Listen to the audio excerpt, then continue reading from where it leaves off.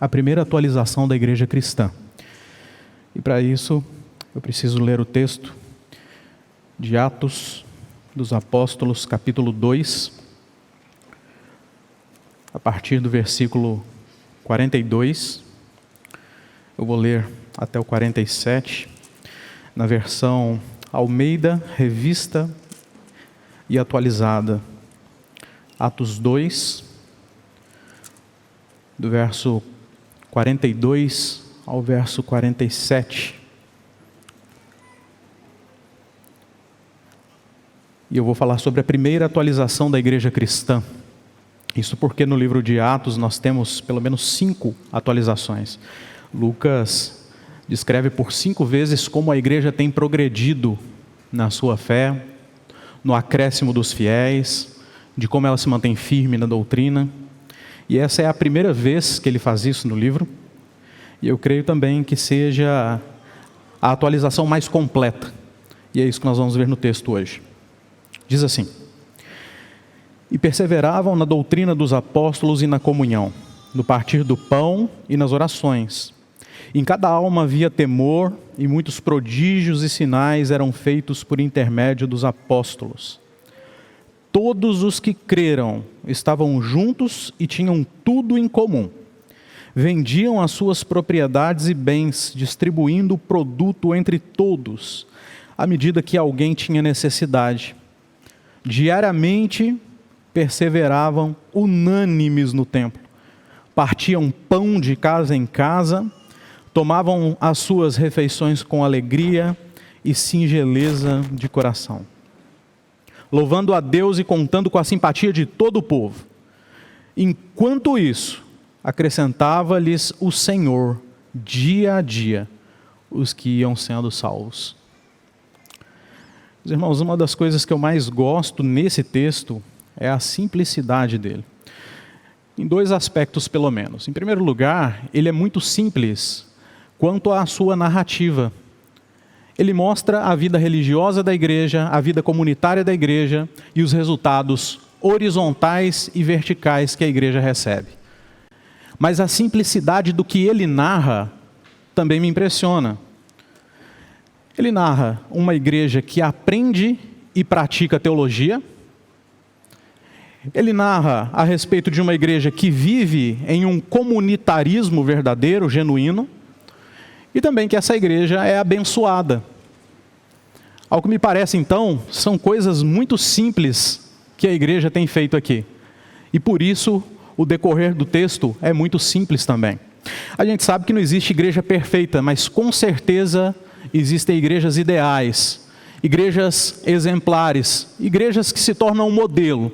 Certamente a igreja de Atos, ou pelo menos a igreja descrita em Atos, a igreja primitiva, como nós costumeiramente chamamos, é uma igreja ideal, embora não perfeita. Nós sabemos que perfeita só quando o Senhor Jesus voltar, refazer todas as coisas, trazer novos céus e nova terra, e então aqueles que foram escolhidos desde a eternidade viverão sim de maneira perfeita, sem o pecado e o jugo dele, ou até mesmo a possibilidade de pecar de novo. E então viveremos eternamente com o Senhor como igreja perfeita. Mas até lá, nós temos que nos contentar com os modelos e também tentar ser um modelo. Por isso, irmãos, eu quero, em primeiro lugar, falar com os irmãos, e talvez esse seja o ponto que eu me detenha mais aqui, sobre a vida religiosa dessa igreja. E a gente pode ver essa vida religiosa do versículo 42 até o fim do versículo 43. Em primeiro lugar, eles perseveravam na doutrina dos apóstolos e na comunhão. A igreja pequena, pouquinho mais de 3.000 pessoas. O apóstolo Pedro, cheio do Espírito Santo, como é a promessa do Senhor Jesus Cristo àqueles que deveriam esperar até que fossem cheios deles, prega o seu primeiro sermão missionário, com muita intrepidez, com profunda doutrina e profundo conhecimento do Antigo Testamento, mostrando as profecias que se cumpriram no Senhor Jesus Cristo e que se estavam cumprindo naquele momento, num sermão conhecido como o Sermão do Dia de Pentecostes. Traz à tona verdades fundamentais para o entendimento dos eleitos de Deus. E haviam muitos escolhidos ali. De maneira que quase 3.000 pessoas naquele dia aceitaram a palavra, perguntaram a Pedro o que deveriam fazer, e ele disse: sejam batizados, creiam. E naquele dia, diz a palavra de Deus, que houve um acréscimo de quase 3.000 pessoas à igreja. E essa igreja perseverava na doutrina dos apóstolos e na comunhão. E essas coisas, doutrina dos apóstolos e comunhão, são intrínsecas. Elas estão juntas, dependem uma da outra.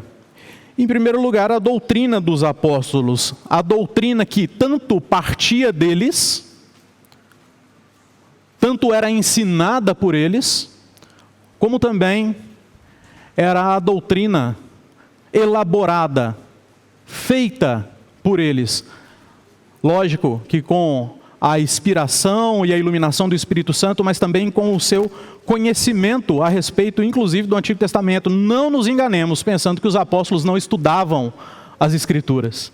Não nos enganemos pensando que eles entravam em um momento ali de transe e tudo aquilo que eles passavam a falar provinha do Espírito Santo de maneira quase que mágica. Não. Nós, inclusive, negamos essas coisas com a doutrina da inspiração orgânica. O Espírito Santo, sim, inspirava esses homens para escrever o texto bíblico do Novo Testamento e até mesmo para interpretar o Antigo Testamento à luz da novidade que Cristo trouxe, mas de maneira que não desprezava o seu conhecimento prévio, a sua experiência religiosa. Portanto, para interpretar o Antigo Testamento, era sim necessário, principalmente nesse momento da igreja, a inspiração do Espírito Santo, mas em conjunto com o esforço e com a labuta no estudo das Escrituras. O conhecimento dos apóstolos não era desprezado aqui. E eles ensinavam a sua doutrina a respeito do Pai, a respeito do Filho, do Espírito Santo, a respeito da igreja, a respeito da obra totalitária destas coisas, a obra total, a respeito dos últimos dias. Não é à toa que, por volta do século IV, o credo apostólico torna-se uma das orações mais conhecidas e nós conhecemos até hoje. Creio em Deus Pai, creio em Deus Filho, creio no Espírito Santo, na Santa Igreja, na comunhão dos santos. Cremos no fim, no juízo, na consumação de todas as coisas.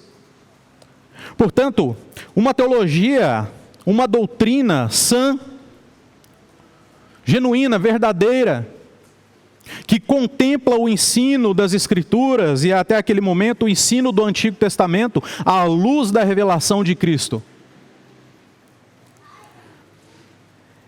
Eles perseveravam nessa doutrina e nesse sentido, perseverar não é só buscar o aprendizado diariamente, todos os dias, conforme outros textos de Atos mostram, estar ali aprendendo, ouvindo. Mas, num certo sentido, perseverar significa também digerir essa doutrina, entendê-la e continuar pensando a respeito dela durante o dia, durante a noite, nos dias da semana, ainda que se encontrando com a igreja ou não. Perseverar na doutrina é, em certa medida, praticá-la todos os dias. Viver uma vida que é direcionada por ela. Fazer as coisas pensando na doutrina e na teologia do texto bíblico. A igreja perseverava na doutrina dos apóstolos, em todos os sentidos possíveis. Buscando aprender mais, continuando com o aprendizado, e vivendo conforme a doutrina os ensinava a viver. E também perseveravam na comunhão. Comunhão é muito importante, mas comunhão genuína depende de sã doutrina. perceba, relacionamentos nós podemos ter aos montes e de fato os temos. Nós temos relacionamentos com as pessoas do trabalho, por exemplo, que não são crentes. Nós temos relacionamento com os nossos vizinhos, com os nossos conhecidos. Nós nos relacionamos a todo instante, porque de fato é um mandato social. Nós devemos nos relacionar, inclusive os nossos relacionamentos são portas para que a sã doutrina seja anunciada através de nós. Mas comunhão é algo muito mais profundo do que simplesmente relacionamento, do que simplesmente conversar com alguém, do que simplesmente ter certo contato, ainda que diário, com alguém.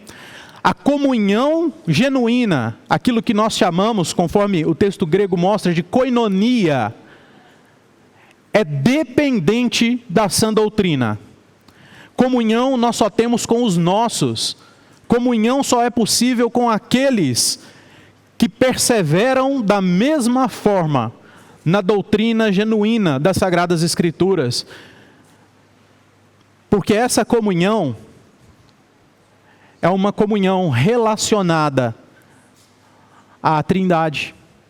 É uma comunhão relacionada ao ser de Deus em sua essência. Aqueles que comungam com Deus, comungam entre si. Não é à toa que quando nós estamos frente à mesa do Senhor, só participa da mesa do Senhor aqueles que professam a mesma doutrina. Aqueles que professam o mesmo Deus e estão em comunhão com Ele, portanto, desfrutam da comunhão total. O apóstolo João deixa isso muito claro quando, no prólogo da sua primeira epístola, diz a respeito do Senhor Jesus Cristo, não é? O que era desde o princípio. E então ele começa a usar todos os seus sentidos para descrever a realidade da encarnação dele. O que temos ouvido, o que temos visto com os nossos próprios olhos, o que contemplamos e as nossas mãos apalparam com respeito ao verbo da vida, linguagem muito própria de João. E a vida se manifestou, e nós a temos visto, e dela damos testemunho, e vos anunciamos a vida eterna, a qual estava com o Pai, e nos foi manifestada. Então vejam o que ele segue dizendo. O que temos visto e ouvido, anunciamos também a vós outros. E olha a finalidade, para que vós, igualmente, mantenhais comunhão conosco. Ora, a nossa comunhão é com o Pai e com seu Filho, Jesus Cristo. Comunhão e doutrina. Duas coisas que não podem ser separadas. Uma doutrina genuína, verdadeira, a respeito do ser de Deus, e a comunhão que flui através desse entendimento e, consequentemente, da profissão da mesma. Crer em Deus, crer no Filho, crer no Espírito, na igreja em sua unidade. Eu uso aqui então o credo apostólico como um norte, para nós entendermos a suma, o resumo dessa doutrina ensinada pelos apóstolos. Interessante, portanto, irmãos, que há aqui uma responsabilidade apostólica, isso é inegável. Os apóstolos alimentavam, portanto, a igreja do Senhor Jesus Cristo com sã doutrina. E certamente, volto a dizer, com muito esforço, estudando a palavra, orando, se dedicando, interpretando-a, produzindo um conteúdo claro a respeito do Antigo Testamento, exortando, aconselhando, pregando, ensinando, talvez em um modelo mais próximo ao que nós temos de escola bíblica dominical, mas de qualquer forma, havia esforço, os apóstolos estavam em constante esforço para ensinar a igreja, de maneira que eles se dedicavam tanto, que nós podemos ver um pouco mais para frente no livro de Atos, que alguns reclamam com eles, que eles estavam perdendo a atenção no que diz respeito à caridade. Então eles levantam outros homens para cuidarem daquela parte, para que eles se debrucem ainda mais no estudo, na oração, para alimentar a igreja. Há grande responsabilidade por parte dos apóstolos, assim como há hoje grande responsabilidade por parte da liderança da igreja. Diáconos, presbíteros, pastores, Líderes da igreja devem sim se levantar e se esforçar no estudo da palavra, na oração, no cuidado, no zelo com a doutrina, tanto ao aprender, mas principalmente quanto a dispensá-la à igreja. É uma responsabilidade e ela não deve ser negligenciada. Mas o que o texto apresenta é que não é só responsabilidade dos apóstolos. A igreja perseverava na doutrina e na comunhão. Porque de nada adiantaria os apóstolos se esforçarem tanto, os apóstolos orarem, trabalharem, se a igreja negligenciasse o ensino da sã doutrina que era dispensado a ela. Da mesma forma, cada um que faz parte do corpo de Cristo, cada um que foi incluído na igreja invisível e, portanto, faz parte da igreja visível, distribuída, espalhada em toda a localidade do mundo, deve perseverar naquilo que aprende. Deve buscar aprender, deve perseverar no que aprendeu e deve viver de maneira com aquilo que foi aprendido. Para que uma igreja seja uma igreja modelo, não perfeita, modelo, exemplar, saudável, precisa haver um trabalho mútuo, tanto daqueles que ensinam, quanto daqueles que aprendem, para que aprendam de fato.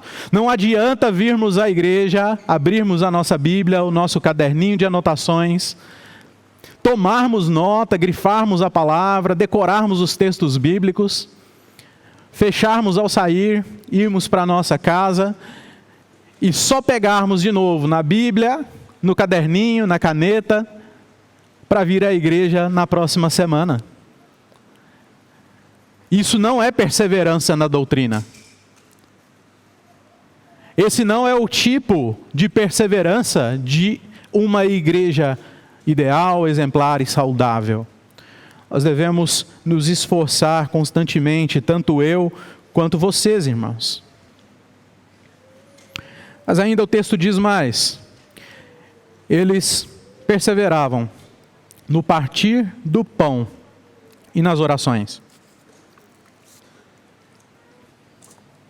Interessante que o texto, logo depois, no versículo 46, vai dizer que eles diariamente perseveravam unânimes no templo e partiam pão em casa, de casa em casa.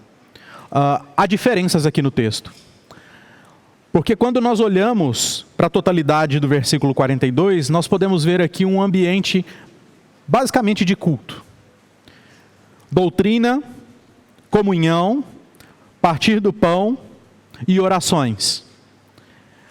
Além disso, aqui nós temos o artigo definindo esse pão, o partir do pão e não partir pão, como nós temos no versículo 46. Portanto, o texto fala da ceia do Senhor. Era outra coisa sobre a qual a igreja perseverava, fazia parte. O que também está completamente relacionado à comunhão.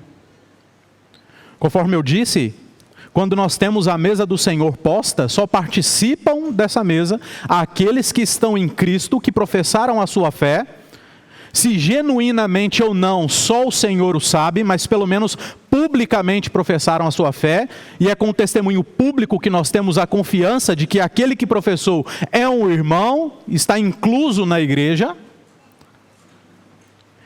E então, ele participa do partir do pão. Além disso, muito interessante o que o texto bíblico mostra, através do mesmo escritor de Atos dos Apóstolos, Lucas. Lá no capítulo 24 do seu evangelho, nos versículos 30 e 31, que é o desfecho daquela história em que Jesus se encontra com os discípulos a caminho de Emaús, é dito o seguinte: e aconteceu que enquanto estavam à mesa, os discípulos chamam o Senhor Jesus Cristo para cear com ele, para comer com ele, porque já era tarde. Jesus toma o pão, abençoa e o parte. E então o texto diz que depois que ele parte o pão, os seus olhos se abrem E eles então, só aí, depois de tanto tempo, os irmãos sabem a história, reconhecem o Senhor Jesus Cristo e eles aparecem da presença deles. No texto de Lucas e no texto de Atos, nós temos a ideia de Santa Ceia, inclusa aqui num ambiente muito semelhante ao ambiente de culto. Nós não sabemos o porquê eles reconheceram o Senhor Jesus Cristo só no partir do pão, se era uma forma diferente que ele partia. O texto ele não é visível nesse sentido, ele não reproduz a cena em todos os seus detalhes. Mas o que nós podemos ver é que a mesma palavra, o mesmo modelo de escrita em Lucas 24, 30 e 31 é o modelo de escrita do versículo 42. Portanto, participavam da mesa do Senhor, participavam do partir do pão, com base em uma doutrina sã, vinda dos apóstolos, com base em uma comunhão genuína, e nós podemos ver, por fim, as suas orações, nas quais também eram perseverantes. Há aqui, portanto, irmãos, alguns elementos importantes para o nosso aprendizado. Vejam, a mesa do Senhor, a Santa Ceia, é a expressão visível de algo visível, é a expressão visível da memória do Senhor Jesus Cristo entre nós, e nós fazemos isso em memória dele até que ele venha. É a expressão visível do sacrifício do Senhor Jesus Cristo, o seu corpo e o seu sangue sendo entregues em favor de muitos, dos quais nós fazemos parte.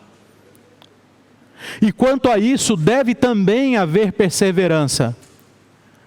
Não só na sua participação, não só no vir à igreja e participar da mesa do Senhor, mas no entendimento do que isso representa para a vida da igreja e para cada vida dos que compõem a igreja.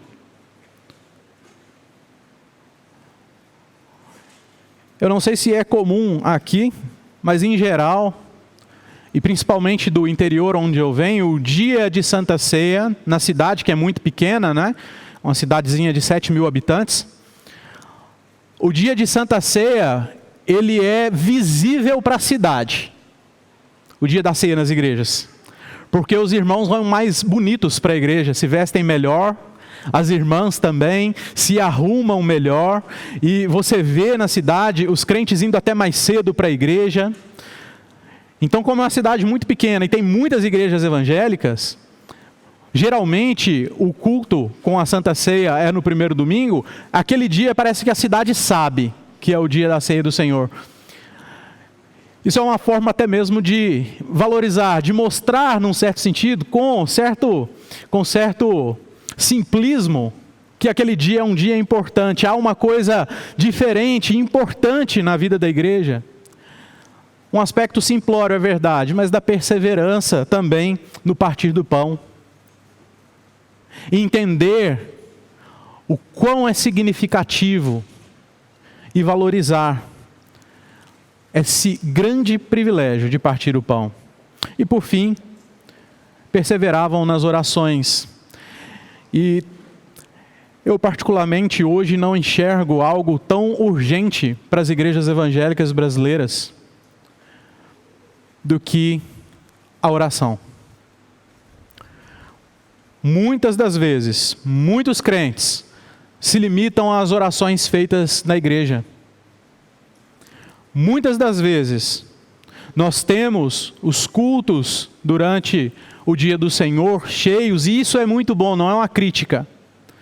Muitas das vezes nós temos os estudos durante a semana, nos lares, ou como algumas igrejas têm o costume de fazer na igreja, com um bom número de irmãos, com um bom número de pessoas, sedentos pelo estudo, pela palavra.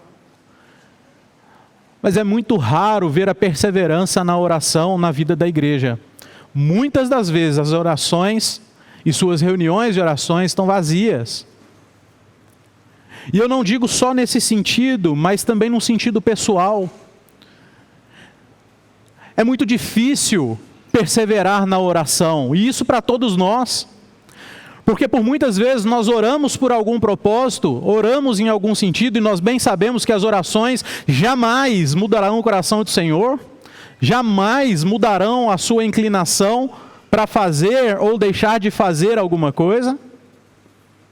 Mas nós sabemos da importância de orar para conformar o nosso próprio coração a Deus e àquilo que Ele faz, tem feito na nossa vida ou até pode fazer. Não há problema algum em apresentar diante de Deus as nossas queixas e as nossas petições, isso é bíblico. No entanto, perseverar em qualquer uma dessas coisas tem sido muito difícil. Às vezes nós oramos por um propósito determinado uma única vez, depois nos esquecemos daquilo. Muitas das vezes as nossas orações, ainda que tenham sido feitas uma vez, são respondidas e nós nos esquecemos de que aquilo que está acontecendo em nossa vida é uma resposta de oração. Porque a perseverança na oração abrange toda essa estrutura.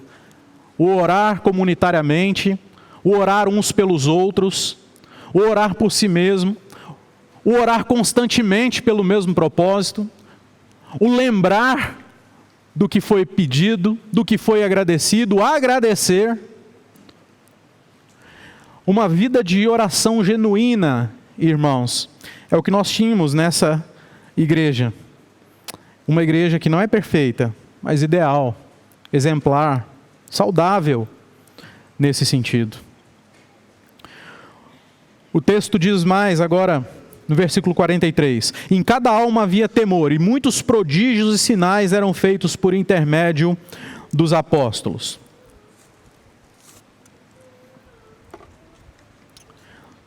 Em todas as almas havia temor, é o que o texto está dizendo. Todos aqueles que compunham essa igreja, esses poucos mais de 3.000 ou em torno de 3.000, temiam. E isso é muito claro, tendo visto que eles perseveravam na doutrina, na comunhão, no partir do pão e nas orações. Só quem tem temor persevera dessa forma na vida cristã. É por temor mesmo, sabendo quem é o Deus a quem se serve. Mas o temor provavelmente também está ligado àquilo que os apóstolos faziam. Muitos prodígios e sinais eram feitos por intermédio dos apóstolos. Os apóstolos eram instrumentos para fazer prodígios e sinais. Muitas vezes também nós vemos a palavra milagres aparecendo no texto bíblico. Bom, logo na sequência do texto, aqui no capítulo 3, nós temos a cura de um coxo, onde Pedro e João estão subindo em determinado lugar. Então aquele homem aleijado pede um pouco de esmola, algumas moedas. Eles dizem, olha, nós não temos prata, nós não temos ouro, mas o que nós temos, nós vamos te dar. Levanta e anda no nome de Jesus. E aquele homem levanta, curado, são sinais e prodígios. E isso é para temer mesmo. Imagine só, assistir isso uma vez já é terrível, no bom sentido da palavra. Mas agora percebam que isso era constante no ministério apostólico. Por diversas vezes isso acontecia. Lucas narra em Atos, inclusive, que muitos eram postos nas calçadas das ruas, para que pelo menos a sombra de Pedro tocasse neles, e eles assim fossem curados. Diversos sinais, prodígios e milagres acompanhavam os apóstolos, e nós sabemos que isso cessou. Não que Deus não possa fazer. Deus pode ainda curar o coxo, Deus pode ainda levantar um enfermo, Deus pode ainda ressuscitar alguém, trazer alguém dos mortos à vida novamente. Não há limite, não há impossível, Deus pode fazer. Mas o que nós temos aqui na igreja do primeiro século não é algo extraordinário no sentido do progresso, do costume. Era algo ordinário, fazia parte da vida da igreja. Constantemente os apóstolos curavam, operavam sinais, prodígios e milagres. E as pessoas temiam. E o texto de Atos vai dizer mais para frente também que não só os da igreja temiam, mas as outras pessoas às vezes ficavam com medo de se aproximar dos apóstolos e daqueles que andavam com os apóstolos, porque tinham medo Tamanho era o poder deles, dado por Deus, obviamente, mas eles ali como um instrumento do Senhor, operando sinais, prodígios e milagres.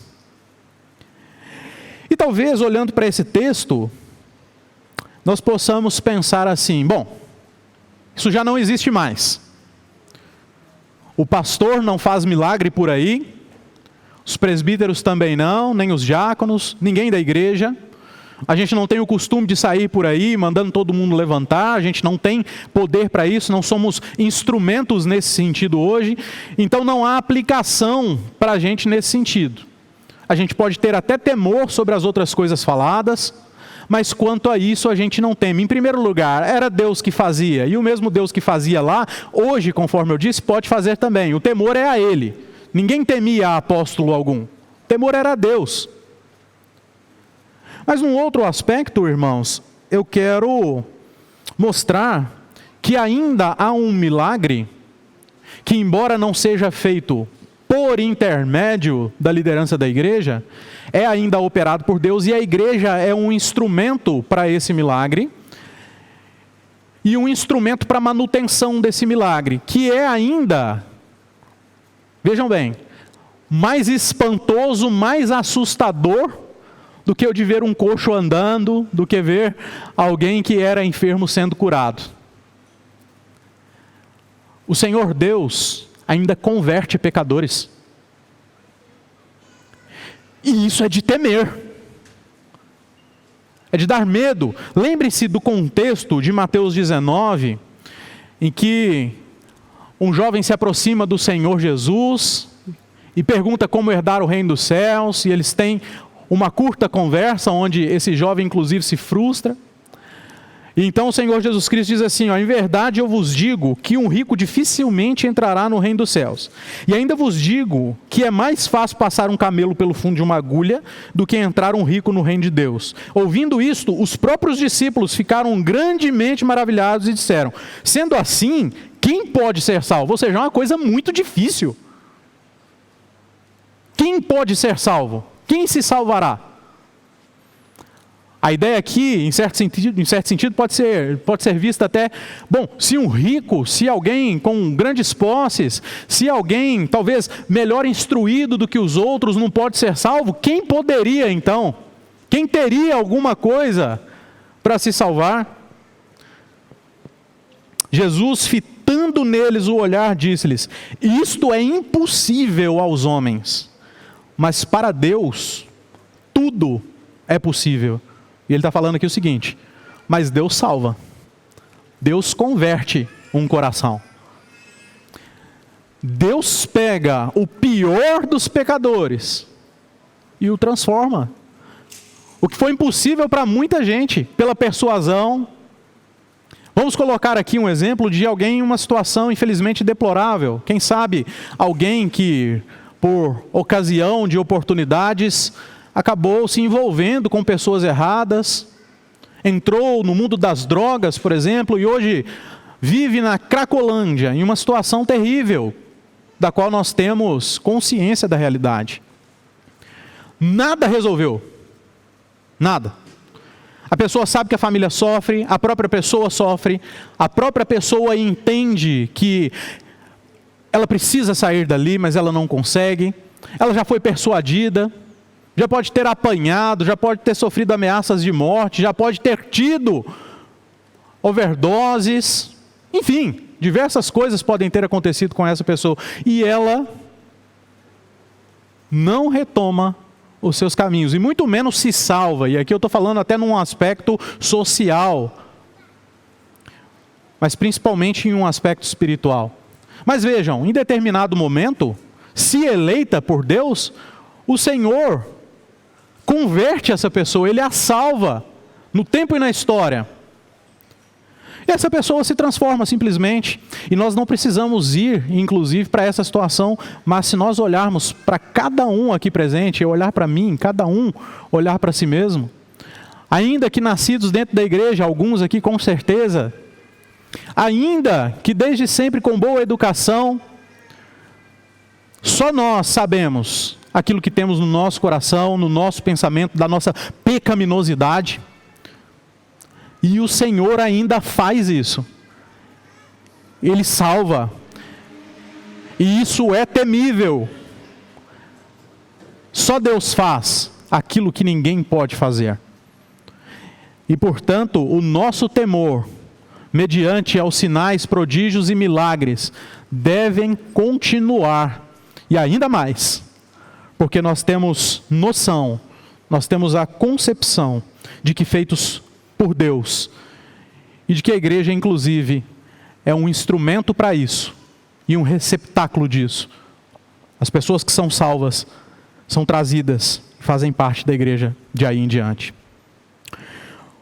O que me leva a falar sobre a vida comunitária da igreja, do versículo 44 a 46, e é um ponto um pouco mais breve do que o primeiro.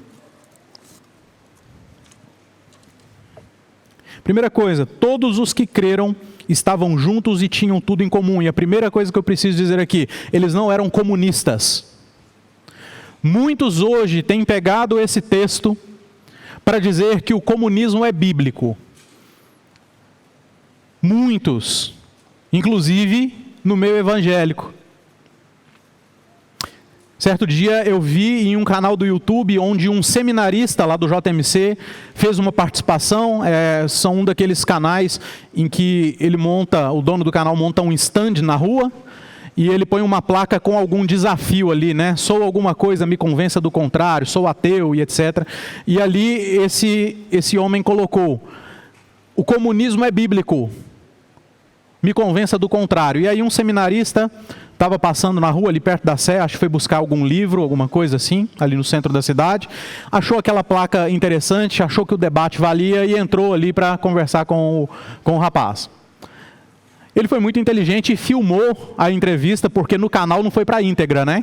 Vão só os trechos cortadinhos, mas ele postou depois no próprio perfil o debate completo. E o argumento principal do dono desse canal, do YouTube, era dizer que o comunismo era bíblico, o sistema comunista de maneira geral, por conta de Atos dos Apóstolos, versículos 44 a 46. Então não, em primeiro lugar, o que nós temos aqui não é um comunismo, é um comunitarismo.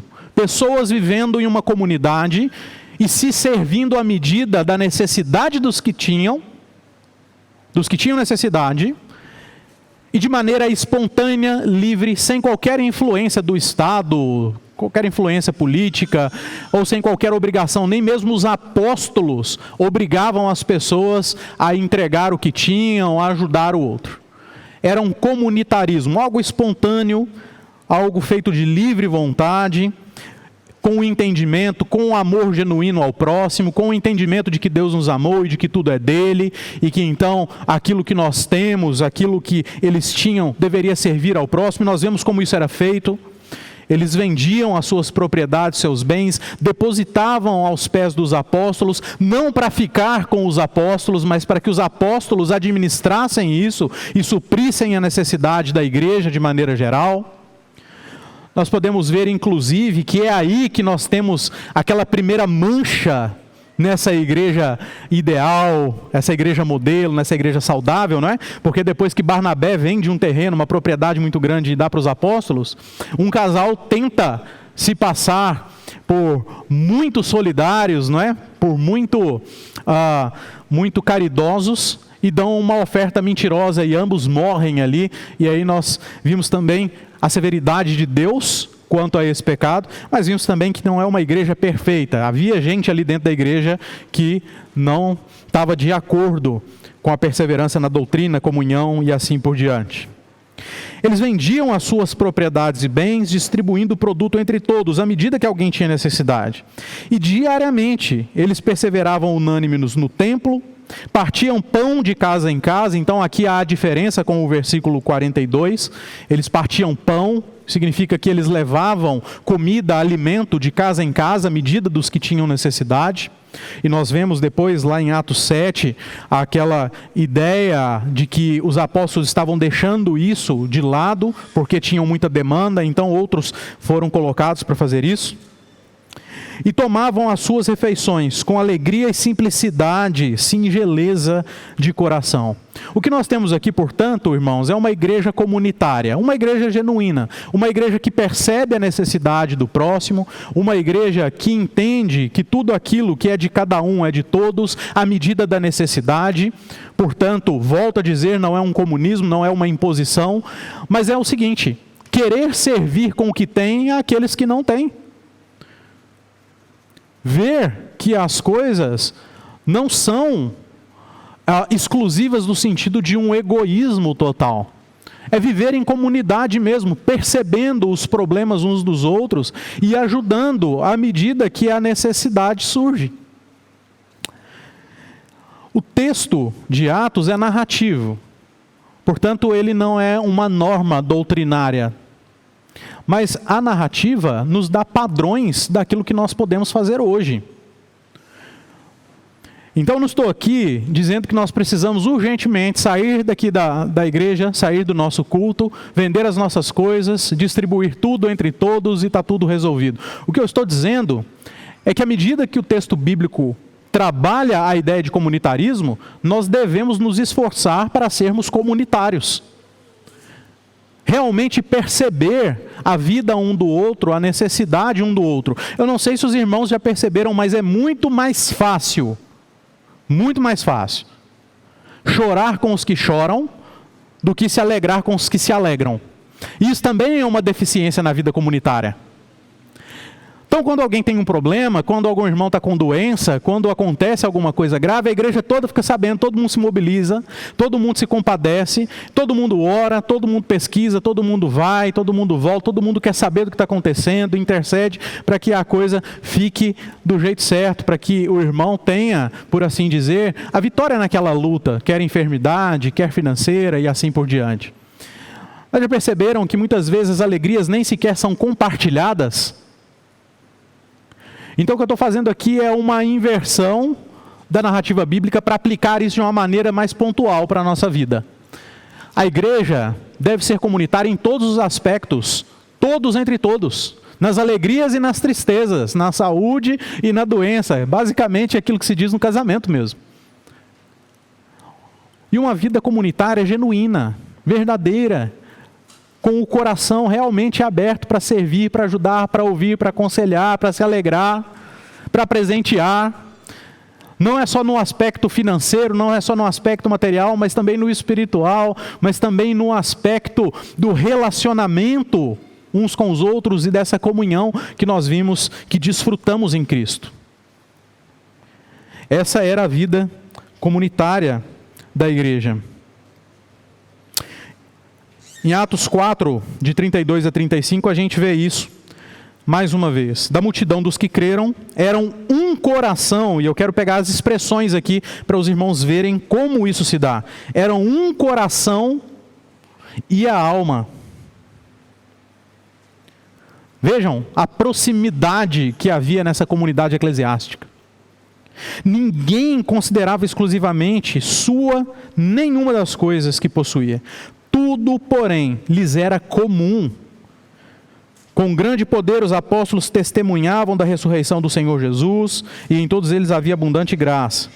Pois nenhum necessitado havia entre eles, porquanto os que possuíam terras ou casas, vendendo-as, traziam os valores correspondentes e depositavam aos pés dos apóstolos, que então distribuíam a qualquer um à medida que tinham necessidade.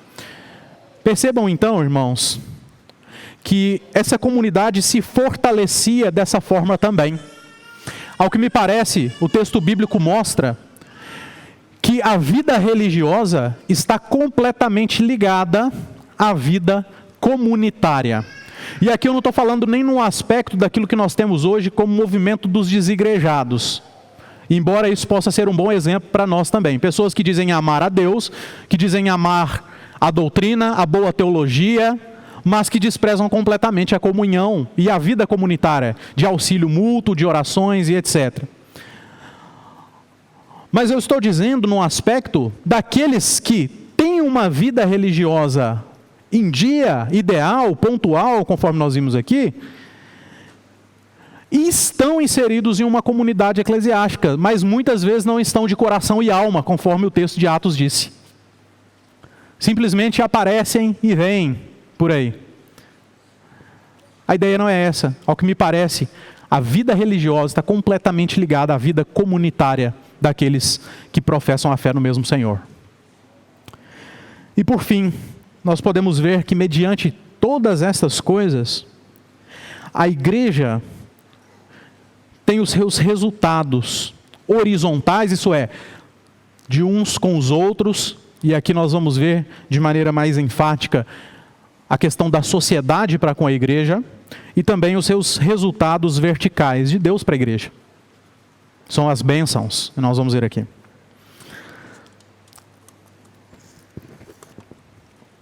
Vejam,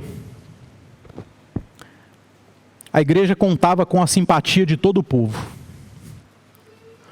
Todo mundo gostava da igreja. Aqueles que não eram crentes, e até mesmo às vezes ficavam com medo de chegar perto dos apóstolos, porque viam aqueles sinais, prodígios, aqueles milagres, eles gostavam da igreja. A igreja contava com simpatia do povo justamente porque eles tinham uma vida religiosa séria, genuína, verdadeira, e porque eles se atendiam nas suas necessidades. Eles não empurravam para os outros aquilo que era responsabilidade deles. Eles tinham esse cuidado mútuo. Ela, em suma, em resumo, parecia ser saudável.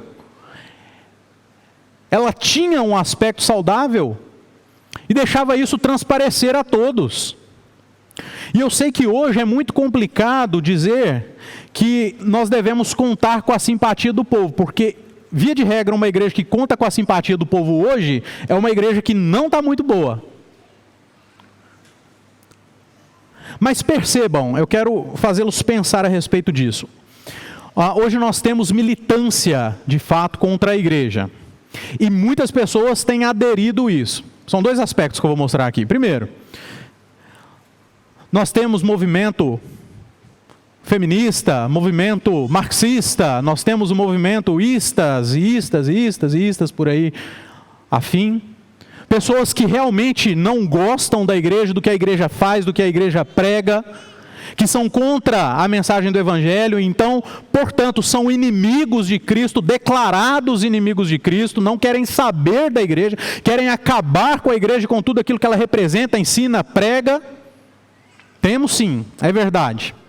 E hoje é uma grande maioria, isso só tem crescido, e as igrejas fiéis têm sofrido cada vez mais. Mas se você for perceber bem, notar, pensar talvez em algum vizinho, em algum conhecido do trabalho, pessoas que não têm esse viés filosófico, pessoas que não são, hoje se usa muito a palavra, bitoladas, né? Pessoa que tem muito uma coisa na cabeça, uma doutrina, uma filosofia assim muito mundana. Uma pessoa que simplesmente toca a vida dela, trabalha, teve uma boa educação e segue o rumo. Aquilo que hoje nós chamaríamos aí de um cidadão de bem, ele não tem problema nenhum com a igreja.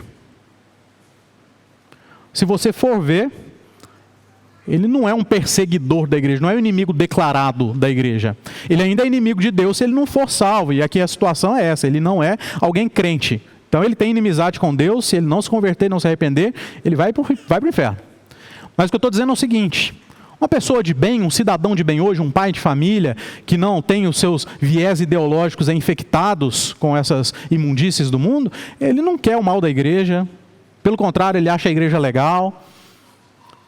Se a igreja precisar de alguma coisa, precisar de um favor, ou estiver fazendo uma campanha de arrecadação, acontece muito em muitas igrejas, ele ajuda, ele acha bom o trabalho que a igreja faz, vê as pessoas ali que às vezes ele conhecia, viu que iam para um caminho ruim e hoje estão na igreja, ele fala, olha, a igreja é muito boa. Esse é o primeiro aspecto da questão da simpatia de todo o povo.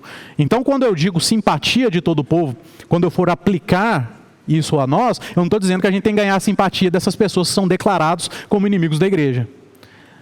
Mas é bom que aqueles que são de bem sejam simpáticos à igreja por aquilo que ela é, pela sua vida religiosa e comunitária.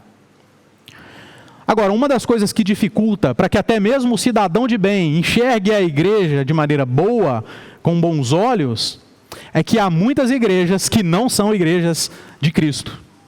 e elas têm muita visibilidade. Eu não sei se isso já aconteceu com você, mas acontece muito comigo.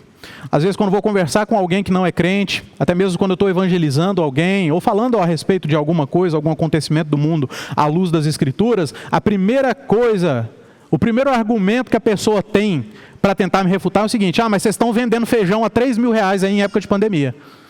Quer dizer, ele me encaixa em um grupo que toma para si o nome de igreja cristã, mas não é.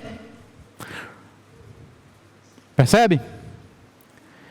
Então há uma grande dificuldade. E a minha resposta então para aplicar isso à nossa vida é que só tem um jeito. Só tem um jeito para horizontalmente nós termos resultado positivo na vida da igreja. Vida religiosa correta, doutrina, comunhão, seriedade nos sacramentos, vida de oração, a igreja como um todo, individualmente, e vida comunitária correta, em dia, bíblica, da maneira que o Senhor mostra na sua palavra, um só coração e uma só alma, todos num corpo, genuinamente, verdadeiramente no corpo de Cristo, fazendo cada um o seu trabalho à sua parte, para que a igreja seja uma igreja saudável, para que ela não seja vista como as igrejas que se dizem cristãs, mas não são saudáveis, porque não perseveram nem na sua vida religiosa, nem na sua vida comunitária. Essa é a única resposta. Mas ainda há aí uma última bênção, e assim que eu falar sobre ela, eu concluo. Uma bênção vertical que vem de Deus para a igreja. O texto se encerra assim: enquanto isso, então, enquanto todas essas coisas aconteciam, enquanto a igreja perseverava, enquanto a igreja se ajudava, enquanto isso, acrescentava-lhes o Senhor, dia a dia, diariamente, os que iam por Ele, sendo salvos. Uma das maiores bênçãos que a igreja pode esperar, uma das maiores e melhores bênçãos que a igreja deve ansiar, é o acréscimo de salvos à vida dela, de crentes genuínos que vão somar com a igreja no propósito que ela já está. Mas percebam que essa bênção, ela provém de uma igreja saudável. É como se fosse uma resposta à vida ideal da igreja. Uma igreja que persevera na doutrina, que ensina boa teologia, em que os crentes absorvem essa boa teologia e vivem o dia a dia aí fora, praticando aquilo que aprenderam. Uma igreja que tem cuidados mútuos. Uma igreja que é benquista, bem vista no bairro e pela sociedade, por conta daquilo que ela é, dos seus moldes bíblicos, certamente receberá do Senhor o resultado de acréscimo, de salvos. O texto bíblico não está dizendo que o Senhor acrescenta ali, a essa igreja, bodes, joio, embora os bodes e o joio sempre estejam no meio da igreja, mas os que o Senhor traz à igreja são os salvos, e Ele acrescenta diariamente. E quando nós expandimos a nossa mente e paramos de pensar só na igreja local, nós podemos ver que o Senhor tem salvado diariamente até hoje. Países perseguidos, por exemplo, enquanto morre um, se convertem em 10, enquanto morrem 10, se convertem em 100, e morrem depois, mas outros vêm. Lugares onde o evangelho ainda não havia sido pregado, agora é pregado e igrejas têm se estabelecido ali, missionários têm ido para lá e já têm sido enviados. O Senhor tem acrescentado diariamente a vida da igreja, da sua igreja invisível, a totalidade dos salvos, mas também das igrejas locais, quer grandes, quer pequenas. E percebam, irmãos, como isso é muito importante para nós hoje, porque, fazendo aqui, peço perdão pelo anacronismo, mas os apóstolos não colocavam um globo de luz, piscando e girando, na hora do culto, de ensinar doutrina. Não tinha cortina de fumaça para o apóstolo Pedro entrar para pregar. Não tinha nenhuma invencionice para atrair gente. Não tinha nenhum sorteio.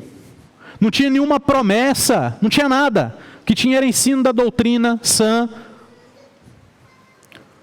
que tinha a vida com Deus de verdade, que tinha uma comunidade realmente estabelecida ali, guiada pelo Espírito do Senhor. E o resultado disso foi o acréscimo dos que iam sendo salvos. O próprio Senhor trata de acrescentar à sua igreja. Isso não é tarefa nossa.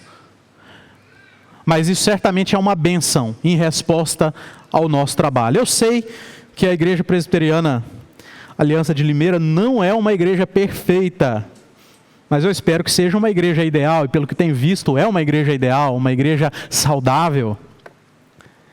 E eu não sei quantas atualizações a Igreja Presbiteriana de Limeira já teve, mas eu espero que em todas as atualizações que ainda virão, ela seja tida sempre como uma igreja fiel em sua vida religiosa, como uma igreja fiel em sua vida comunitária e sempre alcançando os bons resultados, quer horizontais, quer verticais. Que Deus os abençoe. Vamos orar. Santo Deus, te damos graças pela Tua palavra, que nos ensina, nos exorta, nos molda conforme a Sua vontade.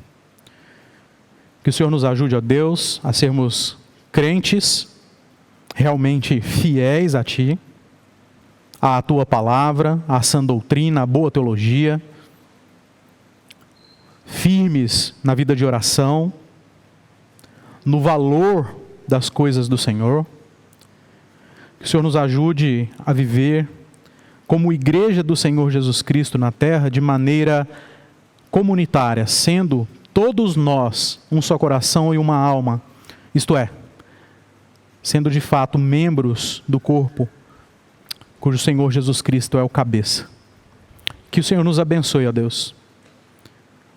Acrescente aqueles que o Senhor salva à vida da igreja, que sejam esses também bênção para a igreja local, para a sociedade e por todo lugar onde andar. Nós oramos gratos, confiados, certos de que o Senhor nos ouve e faz todas as coisas conforme a sua soberana e boa vontade. Em nome de Jesus. Amém.